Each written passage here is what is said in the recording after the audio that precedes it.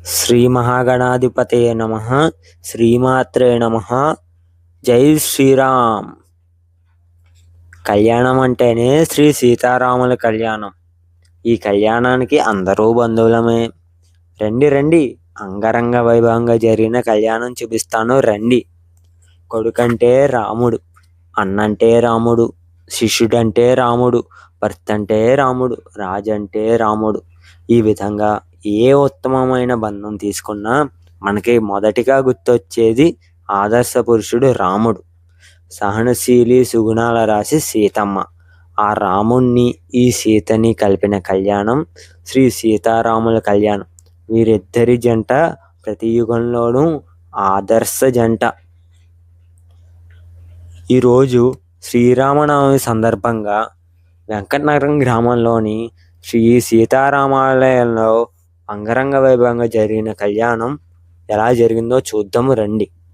ముందుగా వినాయకుని పూజతో మొదలై పుణ్యావచనం, యజ్ఞోపవీత ధారణం, కంకణ ధారణం, కాలు కడగటం, కన్యాదానం, సుముహూర్తం, మంగళసూత్ర ధారణ, తలంబ్రాలు, కర్పూర దండలతో కళ్యాణం పూర్తయింది.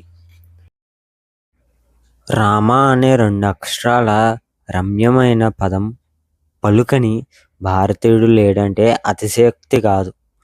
శ్రీరామనవమి పండుగను భారతీయులందరూ పరమ పవిత్రమైన రోజుగా భావించి దేశవ్యాప్తంగా శ్రీ సీతారాముల కళ్యాణ మహోత్సవాన్ని ఘనంగా జరుపుకోవడం అనేది ప్రతి ఏటా సాంప్రదాయంగా వస్తోంది. ఈ పండుగను మనం ఎంతో భక్తి శ్రద్ధలతో జరుపుకుంటాము. శ్రీరామ రామ రామేతి రమే రామే మనోరమే సహస్రనామ తత్తుల్యం రామనామ వరాననే. ఈ పద్యం తెలియని వ్యక్తి లేడంటే అతిశయోక్తి కాదు. ఈ కళ్యాణం లోక కళ్యాణం. శ్రీ సీతారాముల కళ్యాణ మహోత్సవం ఎంతో అంగరంగ వైభవంగా జరుగుతూ ఉంటుంది ప్రతి ఏటా. అలాగే చివరిలో ఇచ్చిన పానకం అయితే అమృతంలా ఉంది.